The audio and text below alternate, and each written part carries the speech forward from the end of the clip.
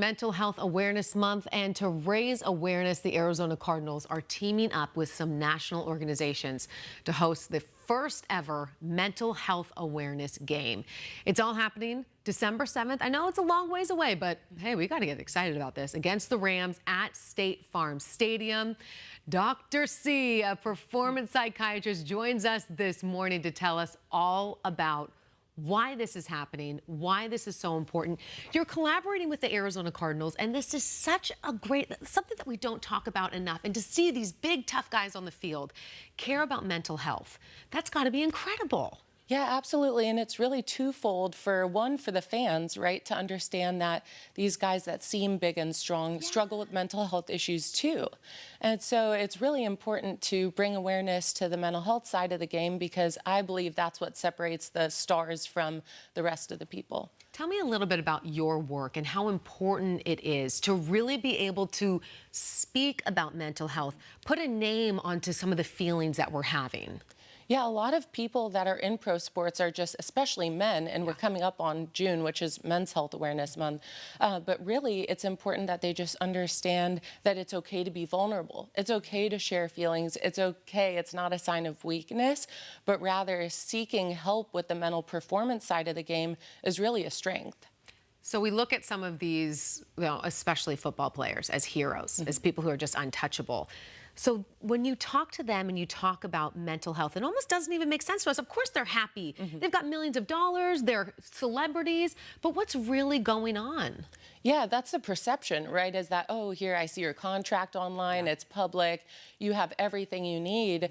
And then on the flip side, imagine if your salary was public and all the people coming into your life, that then you have to question, is this transactional? Do they genuinely care about me? And oftentimes then people are stuck with that friend group that they came into the league with because they just don't have that trust with other people. Absolutely.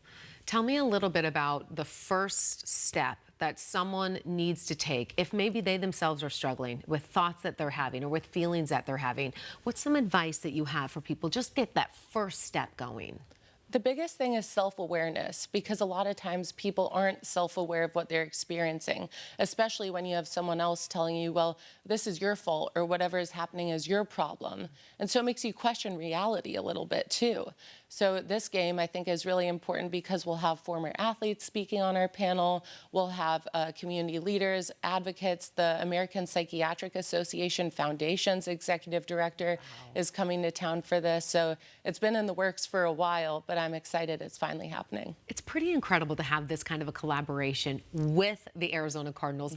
Why is it so important that we get these massive teams that people look up to so much talking about mental health?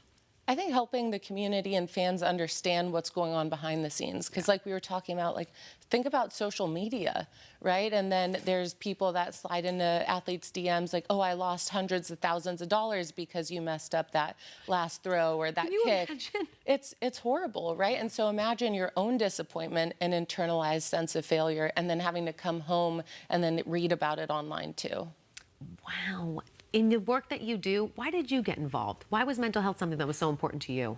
I'm a third-generation psychiatrist, so Really? I grew up. It's in the yes, family. It's in the family. My mom and my grandpa are both psychiatrists, but they're not in the sports realm of sports psychiatry. What really led me into that is I do concierge psychiatry, where I'll actually go to people's homes.